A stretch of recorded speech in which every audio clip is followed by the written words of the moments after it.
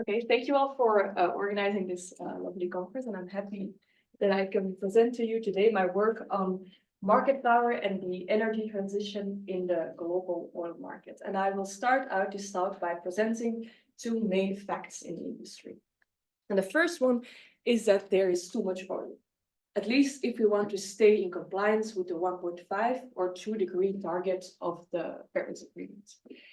And once resource owners might actually realize this, they might want to speed up production because they want to make sure it's not their oil that might remain under the ground. And this speeding up of production as a reaction to a more ambitious climate goals is something called the green paradox in the literature.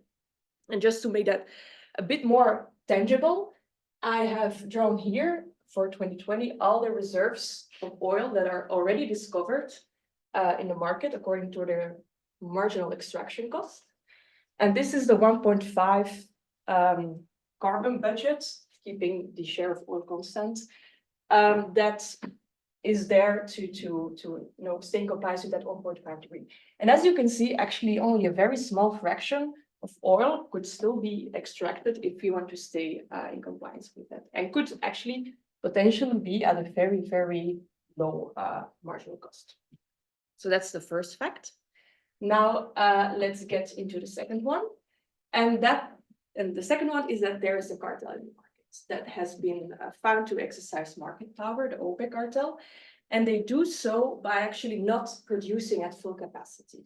So what they do is artificially slow down production in order to create some sense of scarcity in the market, such that prices increase. And so this slower depletion of oil leads to the welfare losses, which I have indicated here in a very, very stylized static model. I have drawn here the marginal cost of the cartel, which is in this case very low and constant, and the marginal cost of the different fringe firms, which is in this case higher and more steeply curved. And you see that in principle, the cartel could provide for the whole market and produce at QPC. However, what they might want to do instead is actually withhold a large part of their production, because they know that the fringe will come into the market to satisfy demand, which will lead prices to increase to PPC to PCF. And that is, of course, to the benefit of all the infra-marginal units. So they're gaining by that. And this leads to welfare losses. You have a typical deadweight loss, and you have also productive inefficiency. And the productive inefficiency captures the fact that the same amount of oil could actually have been produced at a much lower extraction cost. So this paper is dealing exactly with the tension between these two facts. In an industry where we have, clearly market power, how will they deal with an energy transitions, and what might be the welfare consequences of it?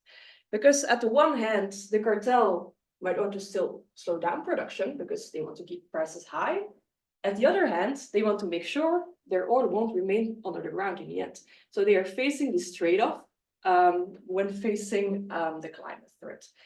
And this is an interesting thing to think about, because there might actually be a double welfare gain from imposing climate ambitions, because on the one hand, of course, it's reducing environmental damages, but on the other hand, it might actually erode the incentive to exercise market power. So they don't want to slow down production anymore because they want their oil out.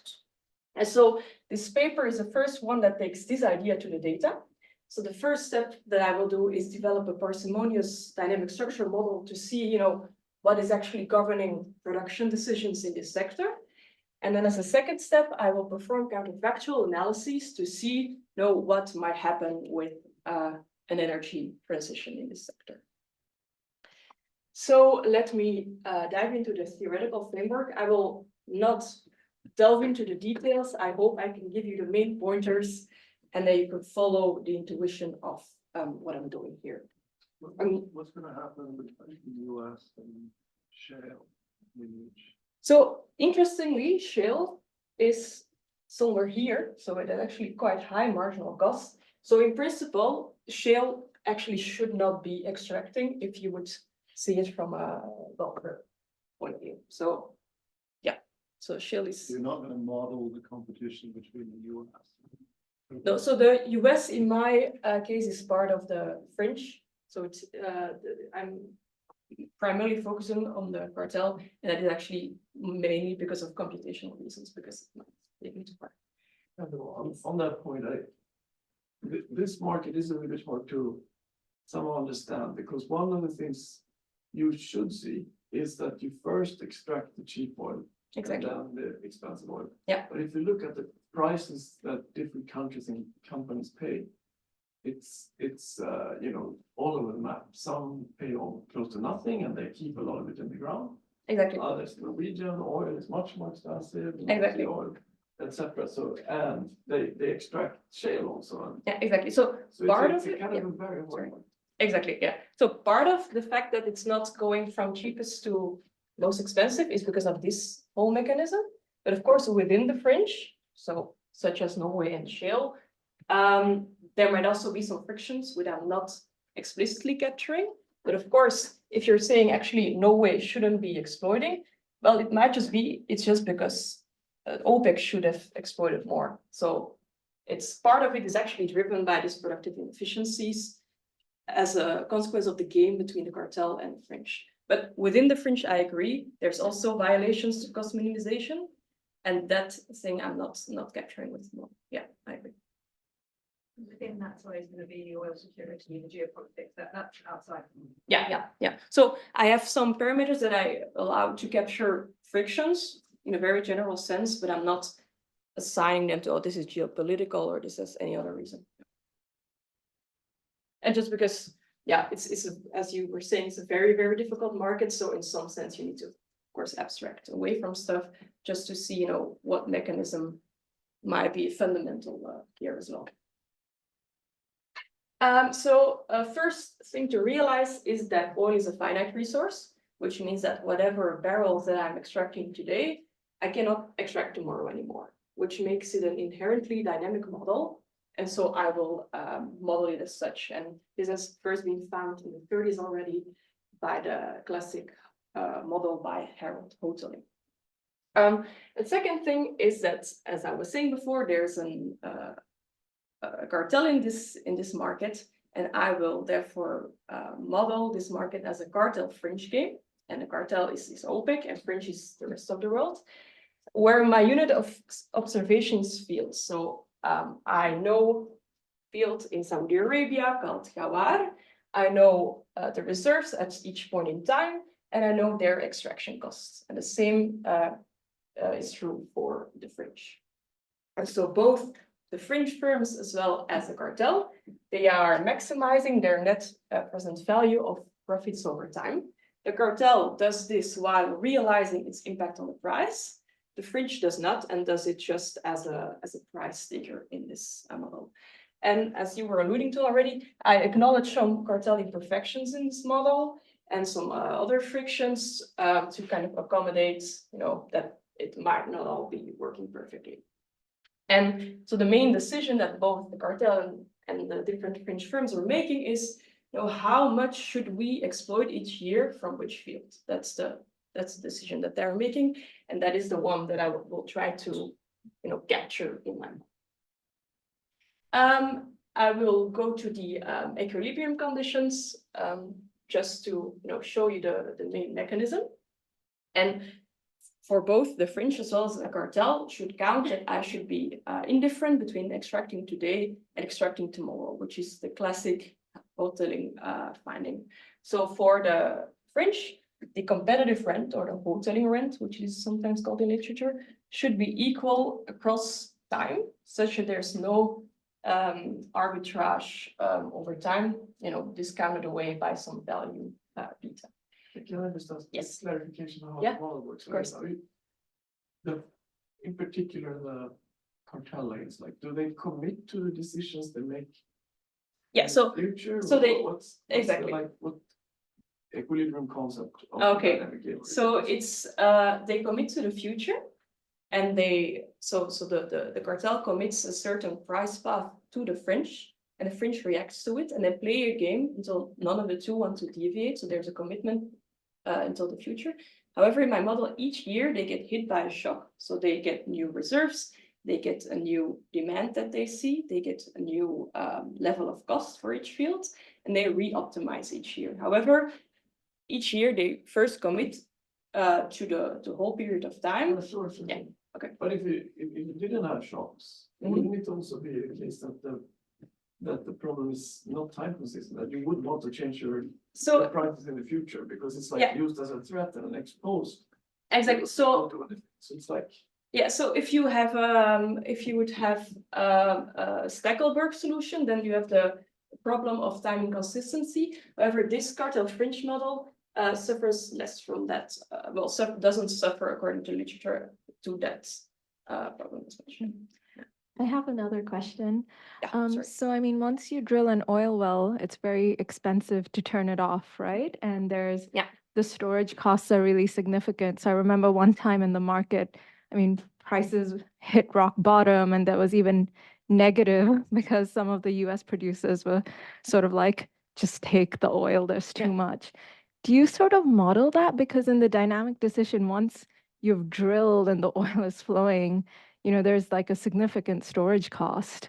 And so in your kind of quota, country by country quotas that OPEC has, you also have to think about these storage costs. Do you have that? So you have, for example, the Anderson paper and co-authors that exactly deals with that problem. However, since this is the yearly decision, I abstract a bit away from this shorter time frictions, and so I don't explicitly model the fact that, you know, once you've started a well, that you might just want to make that empty, because it's a kind of longer time horizon in a sense. But sure, it's the dynamic is definitely there. Yeah. Okay. Okay. Then for the cartel, the equation or the value they want to intertemporally arbitrage over the years is their marginal revenue minus marginal cost, because they do realize their potential impact on the price. However, I am adding this, you know, little theta here in the model, which kind of captures the idea that the cartel might not do that perfectly and might leave some gains on the table there. So if theta is 1, then the cartel is operating in a perfectly effective way. However, if theta is less than 1, then for whatever reason, be it geopolitical, be it any other, it might leave some gains on the table.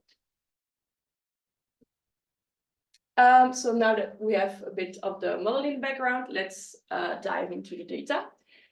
So I'm using a very rich data set from Rystad, which is a Norwegian energy consultancy from 1990 until now, for which I have data for each field. I know their where they are, I know their production each year, I know their marginal cost, and I know their technology, be it offshore, onshore, etc. So I'm leveraging this very detailed data in my model. Just to show you a bit what the data looks like, I've already shown you this, curve of marginal extraction costs according to reserves. But what I also want to point out is that the OPEC fields here indicated in purple clearly own, these cheaper fields, while the fringe fields, such as shale, for example, are really higher up this higher up this curve. And on average, throughout the years, OPEC owns about 40% of world reserves. So it's really a significant player in this market. I think marginal costs are a little bit hard to compute. So it's like, what are you exactly doing here? It's variable costs or what? So it's complicated technology. You do a lot of investments and initially, and you drill and you find nothing, and then you find something, and then you can't turn it off. So it's like it's a very dynamic process. So how do you compute? Yes, so I'm using accounting data from the Rystad energy database, and they basically they report all the different elements of costs of each field in a very detailed way. And in my case, the marginal cost is, by the way, equal to the average cost. So fields don't have curvature in their cost curve. And so I know, for example, operating expenses, capital expenses, and I'm basically summing them all up, following the literature, to compute marginal costs, but they're constant within a field, I should say that, yeah. And the whole idea is that because on a field level, this mini curvature on 20K fields shouldn't matter arguably that much. Now Can let's you say something about the extent to which these marginal costs are changing over time? So it could be that like de facto, the US doesn't perceive shale as like very costly because it could maybe invest into the technology to extract it at a cheaper cost or something like that. Yeah, so the marginal costs are kind of hit each year by a certain shock, and it's not following a clear increasing trend over time or something. It depends on each year. For example, during the oil crisis, the oil was more expensive itself, then costs were perceived a bit to be higher. And for shale, for example, it's on this higher level of cost, and it kind of remains there in my data throughout, according to this recent energy data. Now let's look at the cost distribution over time for different countries in this data set. I've drawn here the oil price throughout the years, which is the solid black line. And here I have drawn for 3 countries, Saudi Arabia, Norway, and the US, the 75th and 99th percentile of marginal cost of the fields that they are using. Saudi Arabia is this red line, Norway is the gray line, and US is the blue line. And you can see for Saudi Arabia, it's super constant throughout the years. It's very low, even in this 99th percentile of extraction. However, if you look at the US and Norway, which is supposed to be fringe in my setting, it's much more variable. And even as we were mentioning before, you have this 99th percentile of Norwegian extraction, which is even sometimes going higher than the oil price. Okay, now that we know a bit of the data, now let's think about again to how should we, knowing the theoretical model and the data, how can we now back out the factors that are governing production decisions? Some we have directly from the data. So the reserves of each field, I know them for each year, so there's no need for additional modeling on that. And then there's a part that I recovered from so-called offline estimation, so not part of the dynamic model. And those are costs and demand. And I need some minimal assumption on cost, so I cannot straight take them from the risk data, because for certain fields, let's say Gawai, Saudi Arabia, it might not have produced, let's say, in 2000. However, in my model, it should have produced in 2000.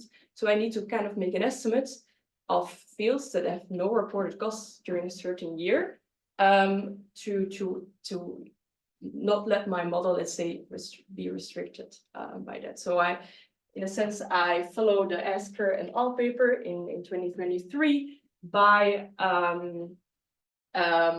basically estimating some field level fixed effect and let it get hit by yearly and technology specific shock over the years.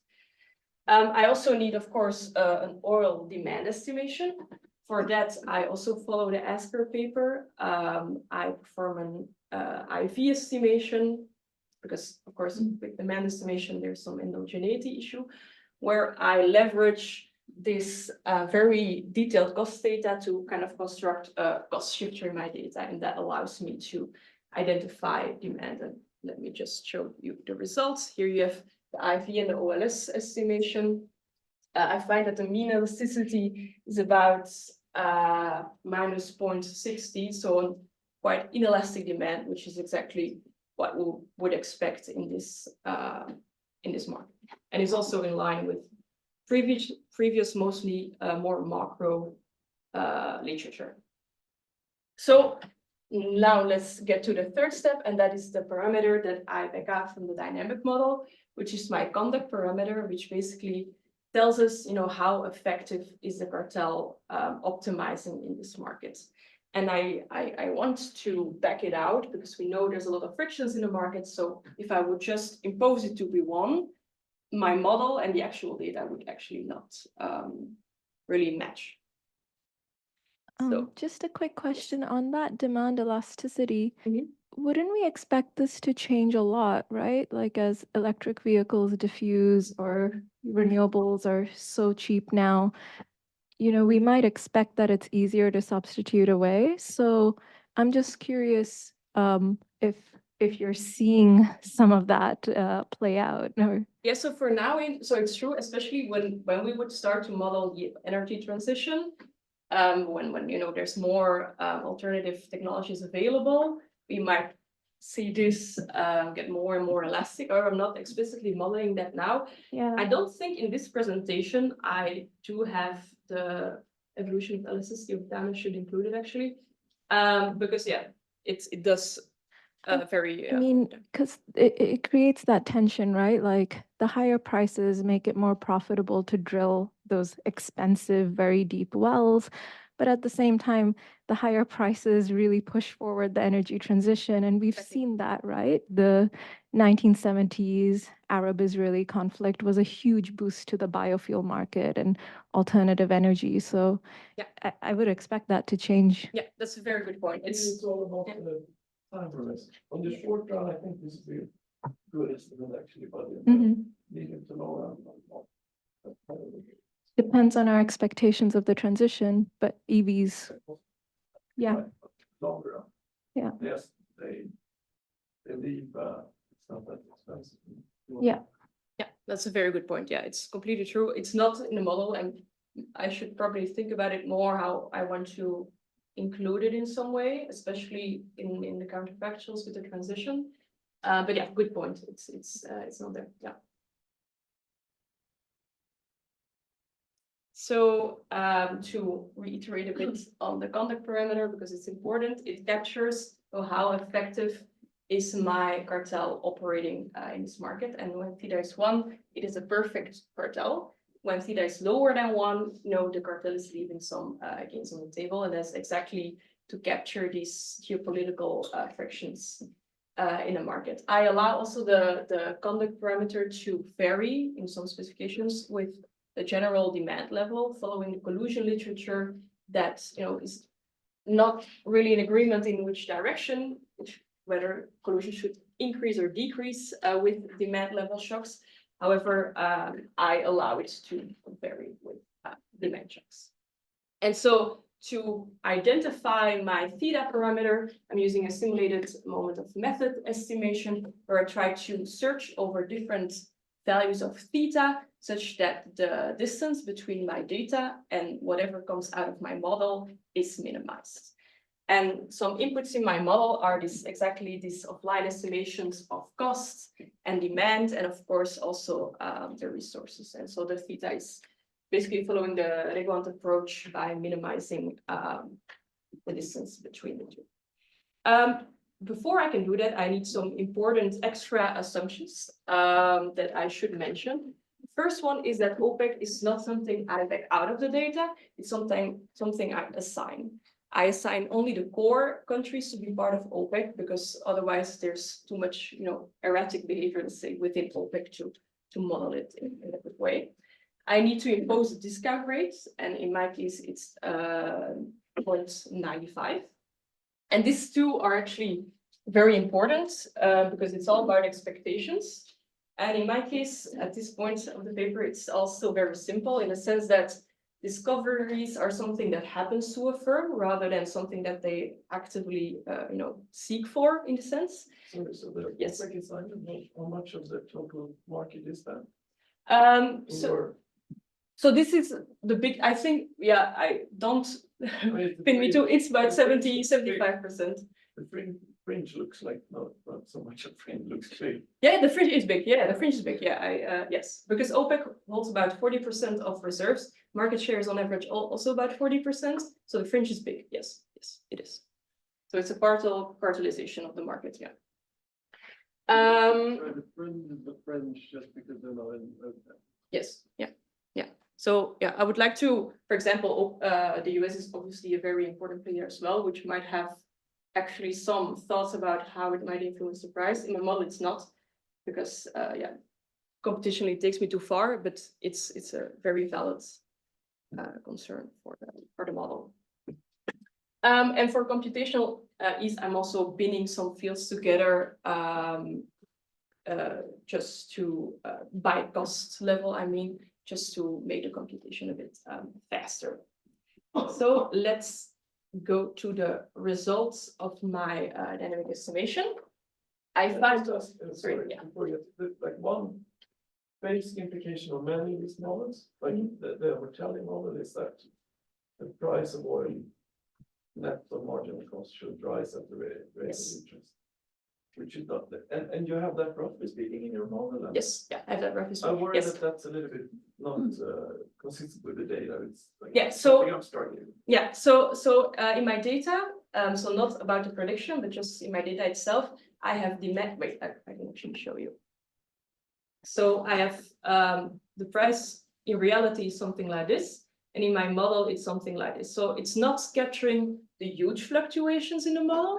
However, I would argue that it's capturing the main events and the general trend in the data. And the fact that it's not like only rising at the rate of interest is exactly because you have these demand shocks, because you have these cost shocks and discovery shocks. So that's why it's not, completely smooth in this case. Yeah.